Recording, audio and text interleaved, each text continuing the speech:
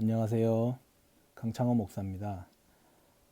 이렇게 코로나 상황 속에서도 영상이지만 그래도 하나님 말씀을 같이 나눌 수 있게 된 것에 대해서 다행스럽고 또 감사하게 생각합니다. 오늘은 저하고 같이 우리 사람이 어떤 존재인지 또 거기에 대해서 잠시 알아보고자 합니다. 사람이 태어나서 나이가 들고 철이 들기 시작하면서 갖는 생각 중에 하나가 나는 누구인가, 그리고 나는 왜 여기 살고 있는가, 그런 질문이겠죠. 좀 다른 말로 하면은 내 존재는 어떤 의미가 있을까, 그런 질문을 나이가 들고 철이 들면서 특히 신앙을 가지면서 하게 되는데, 거기에 대해서 답을 찾지 못하면 사람들은 통상 허무하다라는 말을 자주 합니다. 그래서 어떤 사람들은 그 허무함을 이기지 못해서 극단적인 선택을 하기도 하지만, 어쨌든 간에 우리가 태어나서 지금 이렇게 살아가고 있는 이 순간에 내가 여기 왜 있는지, 나는 어떤 존재인지, 그 질문에 대해서 우리가 답을 가지고 살아가는 것은 중요한 문제라고 생각을 합니다. 성경은 그 문제에 대해서 어느 정도 명확하게 답을 주는데, 성경은 우리 사람을 말하기를 흙으로 지어졌다, 그렇게 얘기를 합니다. 창세기에서부터 시작하기를 사람은 흙으로 지어진 존재이다, 그렇게 얘기를 합니다. 하나님께서 흙으로 우리를 빚으시고 우리 코에다가 하나님의 생기를 나누어 주심으로, 부어 주심으로 우리가 흙이었던 사람들이 살아있는 생명이 되었다, 그렇게 얘기를 하고 있습니다. 태초에 처음 인간 아담을 만드시고 그 아담에게 하나님의 생기를 불어 넣어 주심으로 아담이 생명이 되었습니다. 만약에 우리가 의미 없이 살아가는 우리 모두에게 하나님이 하나님의 생기를 나누어 주시거나, 아니면 우리에게 진정 예수가 어떠한 분이신가를 만나게 해 주신다면, 의미 없이 살아갔던 사람들이 다시 의미를 가지고 내가 왜 이 땅에 존재하는지, 내가 누구인지를 명확히 알고 살아 있으므로 우리가 이 세상을 살아갈 수 있지 않을까 생각해 봅니다. 그러한 사람을 성경은 뭐라고 얘기를 하냐면은 영적인 존재다 얘기하거든요. 영적 존재다. 영적인 존재란 것은 이런 것이죠. 좀 전에 말씀드린 것처럼 하나님께서 우리에게 자기의 하나님의 생기를 불어넣어 주심으로 흙이었던, 움직이지 못하던 그 죽어있던 흙 덩어리가 살아 움직이는 생명이 된 것이에요. 그러니까 우리는 사람이 영적인 존재다 하는 말은 뭐냐면, 우리가 이 육신이 죽으면 다 흙이 되잖아요. 다 없어지고 흙으로 다 돌아가잖아요. 예.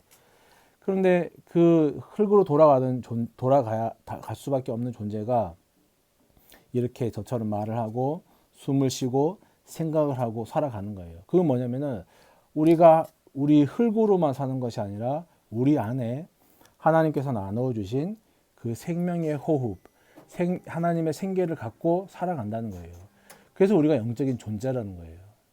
근데 그 하나님이 나누어 주신 호흡, 그 생기를 오늘 하루만 받느냐? 그것이 아니죠. 계속해서 우리가 흙으로 돌아갈 때까지 계속해서 지속적으로 공급받지 않으면 살아갈 수 없는 그 존재가 어떤 존재냐? 바로 영적인 존재다라는 말이에요. 그러니까 우리는 태어나서 흙으로 돌아갈 때까지 삶을 의미 있게 살고, 내가 왜 여기 지금 있는지, 내가 왜 살고 있는지에 대해서 명확한 답을 알고 무의미한 삶이 아니라, 허무한 삶이 아니라 의미 있고 정말 보람된 삶을 살려고 한다면은 우리는 하나님의 생기를 얻어가지고 사는 그런 영적인 존재로 살아가야 된다는 말씀입니다.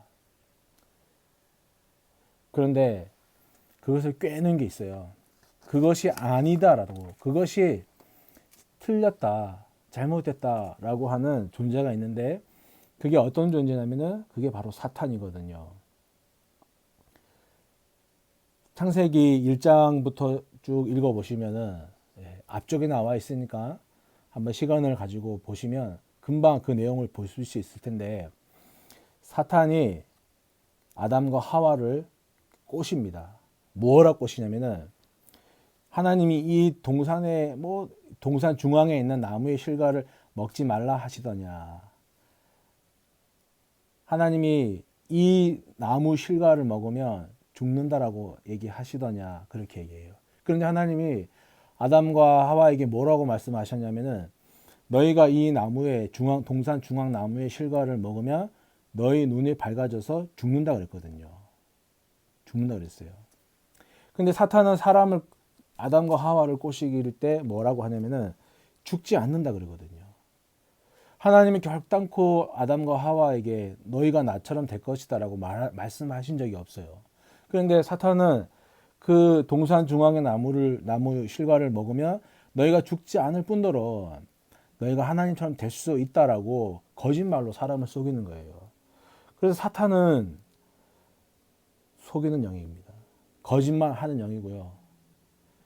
우리 하나님은 우리 각자를 아주 독특하고 내 스스로가 가지고 있는 뭐랄까요, 아주 독특한 무엇이 있는데 사탄은 그것을 다 부정하게 만들거든요. 그래서 나는 우리가 허무함을 느끼면 나 같은 존재가 왜 살아갈 의미가 무엇이 있느냐. 나는 아무런 존재의 의미를 못 느끼겠다. 내가 무슨 가치가 있느냐. 나 같은 존재 인간이 이런 식으로 자기를 비하하고 깎아내리게 만드는 존재가 사탄입니다. 그런데 하나님은 우리를 아주 독특한 존재, 아주 우리를 사랑하신다거든요.